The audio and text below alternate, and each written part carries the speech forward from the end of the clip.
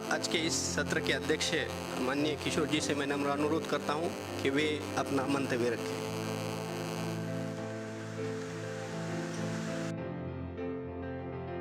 स्वर्गीय प्रहलाद जी के स्मृति में रखी व्याख्यानमाला के आज की पहली श्रृंखला में पहले कड़ी में उपस्थित प्रमुख व्याख्याता राष्ट्रीय स्वयंसेवक संघ के सह कार्यवाह दत्तात्रेय जी, मंच पर विराजमान मेरे मित्र मराठवाड़ा युवक विकास मंडल के अध्यक्ष मनोज शेवाले जी, अभ्यंकर परिवार के सम्माननीय सदस्य, महाराष्ट्र के विधानसभा के माजी अध्यक्ष रहे विधायक श्री हरिभाऊ बागड़े नाना जी, सभागृह में उपस्थित श्रोता, ऑनलाइन उपस्थित श्रोताओं को सभी को मैं देवगिरी बैंक की ओर से सादर प्रणाम करता हूं। डॉक्टर हेडगेवार जी ने संघ की शुरुआत की और संघ का विचार रहा है कि देश को परम वैभव पे ले जाना और इस परम वैभव पर ले जाने के आत्मनिर्भर होना। इस समाज का हर व्यक्ति आत्मनिर्भर हो, अपने पैरों पर खड़ा रहे, कुछ ना कुछ करे, स्वाभिमान से जिए। इस विचार को सजगता से जीते रहे प्रहलाद जी अभ्यंकर जी। प्रहलाद जी ने मुंबई छोड़कर अपने गांव आए। गांव में किसानों के साथ रहकर खेती की, किसानों का दुख, किसानों की गरीबी, मजबूरी देखी। जिस गांव में थे वहीं पर शुगर फैक्ट्री थी, किसानों के बहुत सारे प्रश्न उससे लेकर थे। उन प्रश्नों को छुड़ाने के लिए प्रहलाद जी ने उनको मार्गदर्शन किया, उनमें रहे, उनके समस्याओं को हल किया। इन किसानों के बच्चों को रोजगार दिलवाने में प्रहलाद जी ने विशेष कार्य किया। किसानों के इस युवाओं को आत्मनिर्भर करने के लिए जीवन भर प्रहलाद जी अविरत कार्यरत रहे थे। उसी समय मैंने भी अपना एक छोटा कारोबार शुरू किया था, लड़खड़ा रहा था। प्रहलाद जी का आप सभी जैसा मुझ पर भी विशेष स्नेह था और प्रहलाद जी ने, उनके दामाद एक बड़े कंपनी के बड़े अधिकारी थे, उनसे मेरी भेंट कराई। उसका परिणाम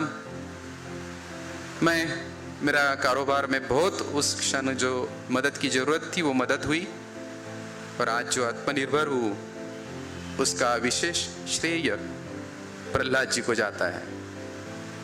और मुझे पूरा विश्वास है कि इस सभागृह में, इस मंच व्यासपीठ के सामने जो बैठे हुए हैं, इसमें से बहुत सारे मित्र या जो ऑनलाइन सुन रहे हैं, उनमें भी बहुत सारे ऐसे युवा है, जैसे मित्र है कि जिन्हें प्रहलाद जी ने अपने पैरों पर खड़ा रहने के लिए बहुत प्रेरित किया, आत्मनिर्भर किया।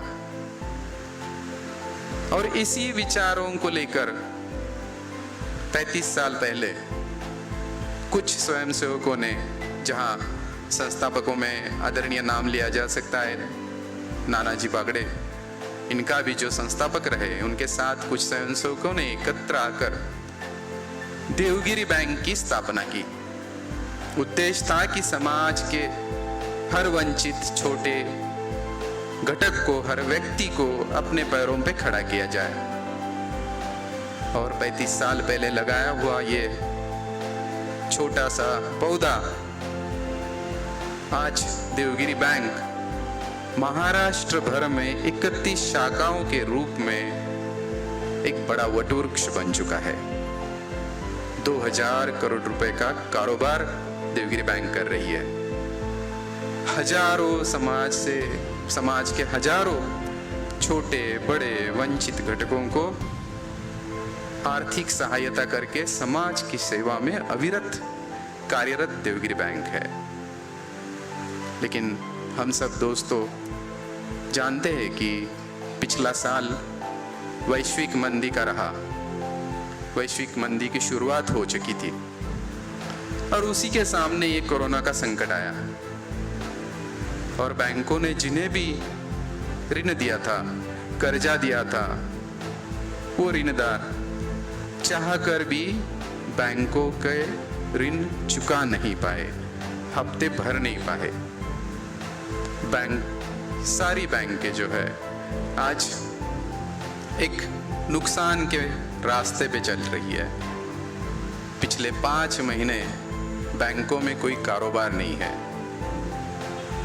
फिर भी जो फिक्स्ड एक्सपेंडिचर जो होता है, जैसे कर्मचारियों की सैलरी है, आप लोगों का जो डिपॉजिट बैंक में रखा हुआ है उस पर ब्याज देना पड़ता है, ये खर्चे तो चलते रहे।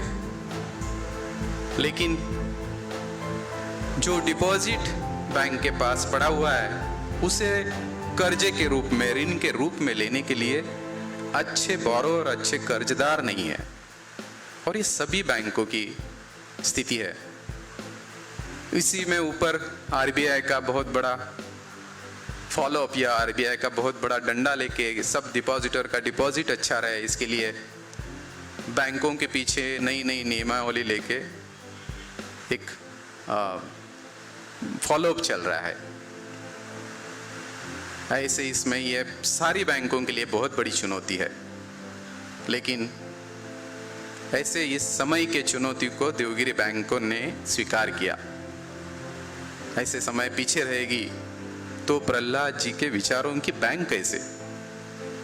और इस चुनौती को स्वीकार के देवगिरी बैंक के प्रशासन ने अपने व्यवसाय वृद्धि के लिए कुछ योजनाएं बनाई। मैं यहाँ पर गर्व से बताना चाहूंगा कि अपने व्यवसाय की वृद्धि के लिए देवगिरी बैंक ने नागरी बैंकों में पहली बैंक होगी देवगिरी बैंक जिसने अपना अत्याधुनिक अद्ययावत ऐसा कॉल सेंटर बनाया। दूसरा, देवगिरी बैंक ने डोर टू डोर जाके मार्केटिंग करने वाली एक सेल्स टीम बनाई जो अपने ग्राहकों के दौर पर जाती है, उनकी ज़रूरतें समझती है और जो नियमों के अनुसार पूरा करने की कोशिश करती है। कॉल सेंटर के माध्यमों से समाज के हर घटक तक पहुंचकर उनका आर्थिक जो भी ज़रूरतें हैं वो पूरी करती है। तीसरा, अत्याधुनिक वेबसाइट बनाई जिसके माध्यम से ग्राहक वर्ग कहीं से भी हो कम समय में बैंक के साथ जुड़ता है। चौथा, सेल्स और मार्केटिंग की एक नई टीम बनाई गई और इसी से आगे जाकर कोरोना से जूझने के लिए हमारे पास अभी केवल इम्यूनिटी पावर चाहिए, हमारे पास कोई दवाई नहीं है। तो क्या कर सकते हैं? तो एक फिटनेस क्लब बैंक के लिए बहुत अनोखा था। पहली बार ऐसा संकल्प लिया गया और ये योजना देवगिरी बैंक के प्रशासन में चली। एक फिटनेस क्लब बनाया गया जो पहले कर्मचारियों के लिए था कि जो अपने आर्थिक और मानसिक परिस्थिति को अच्छा रखे, सुदृढ़ रखे। और इसका प्रभाव ऐसा हुआ कि अब ये समाज को साथ लेके ये बैंक का फिटनेस क्लब अभी समाज में जाकर ग्राहक अपने परिजनों को लेकर सबका स्वास्थ्य अच्छा कैसा रहेगा, इसके लिए ऑनलाइन योगा, ऑनलाइन प्राणायाम और हर इतवार को कोई ट्रेकिंग के लिए जाना, वॉक के लिए जाना, एक सामूहिक कृति करके हमारी इम्यूनिटी पावर, रोग प्रतिकारक शक्ति को कैसे हम बढ़ा सकते हैं, इसकी कोशिश करने में लगी हुई है। और इसका परिणाम दोस्तों ऐसे हुआ कि आज देवगिरी बैंक यानी और बैंकों में अवस्था यह है कि डिपॉजिट पड़ा हुआ है, पैसा बहुत है, लेने के लिए ऋणदार कोई नहीं है, लेकिन अपन ने ये सारे जो प्रकल्प किए उसका परिणाम ये हुआ कि आज देवगिरी बैंक के पास ऋण लेने के लिए एक बहुत बड़े तादाद में ग्राहक आने लगे। और हमें अभी कभी कभी शंका लगती है, आशंका लगती है कि हम ये भीड़ को, इस सारे सिस्टम को मैनेज कर पाएंगे कि नहीं। आदरणीय नाना जी का इसके लिए एक बहुत बड़ा मार्गदर्शन हमें हमेशा मिलता है।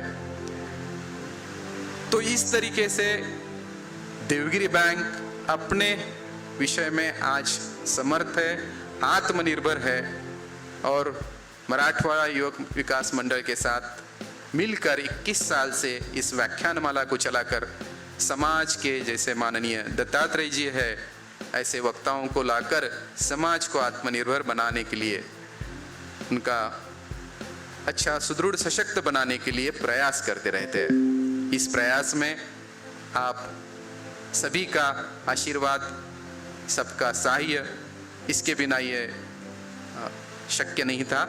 आप इसके लिए हमेशा देवगिरी बैंक के साथ जुड़े रहेंगे और देवगिरी बैंक आत्मनिर्भर रहकर समर्थ भारत बनाने में कार्यरत रहेगी। धन्यवाद। धन्यवाद किशोर जी। नमस्कार। आज के इस कार्यक्रम के सम्माननीय अध्यक्ष और देवगिरी नागरी सहकारी बैंक के अध्यक्ष श्री किशोर जी चितोले और मराठवाड़ा युवक विकास मंडल के वर्तमान अध्यक्ष श्री मनोज जी, सभागार में उपस्थित सार्वजनिक जीवन के, समाज जीवन के विभिन्न क्षेत्रों के राजनैतिक, शैक्षणिक, साहित्यिक, औद्यमिक, ऐसे विभिन्न क्षेत्रों के सभी प्रमुख गणमान्य बंधुओं,